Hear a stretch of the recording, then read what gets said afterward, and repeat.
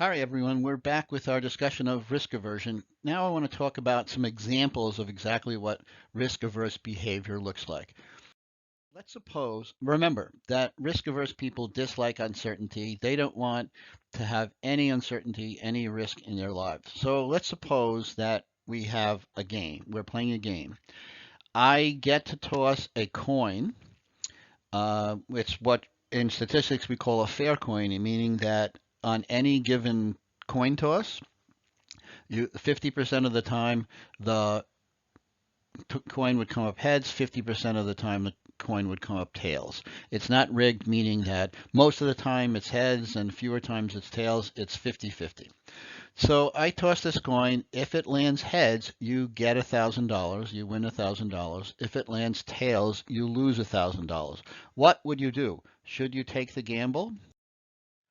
Well, if we play this game enough times, so let's say 100 times, half the time you win, half the time you will lose. And if we look at this mathematically, if we play the game 100 times, on average, you would win $50,000, right? 1,000 times 50% times 1,000 times 50 heads. You would lose a $50,000, $1,000 loss times tails, right? So overall, on average, you would get nothing. Your net payoff, it would be zero.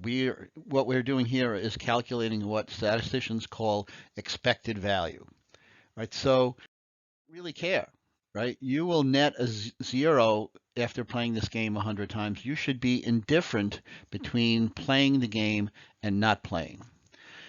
If so, that's a regular person. If you're risk averse, you're even more conservative. You're thinking about the pain of losing that $1,000, and that pain of losing $1,000 would exceed the pleasure of winning $1,000.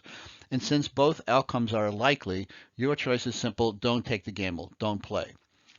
I can make it even more. All right, let's suppose we change the payoffs. So now, instead of winning $1,000 when the coin lands heads, you win $1,500. But we keep the loss the same. If the coin lands tails, you would lose $1,000. What should you do now? If we are looking at a game that we play 100 times, on average, you're going to make money, right? Because 50 times out of the 100, you'll win $1,500. So you'll win $75,000 in total. But 50 times out of 100, you'll lose $1,000. So you'll lose $50,000. Your net payoff, your expected value in statistical terms, is $25,000. You would win. So a rational person would say, yes, I want to play. I would like to take this gamble.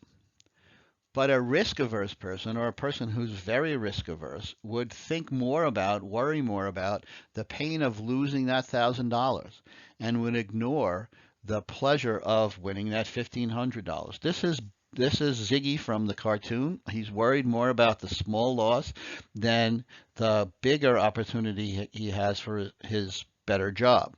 Right? So a risk-averse person would be focused on the loss more than the gain, and that person would not take the gamble even though the expected return is positive. This is not rational behavior, but it is human behavior, and sometimes, as we know, those things don't mean the same thing. So that's it for this very brief slide. More on another example looking at the job market next.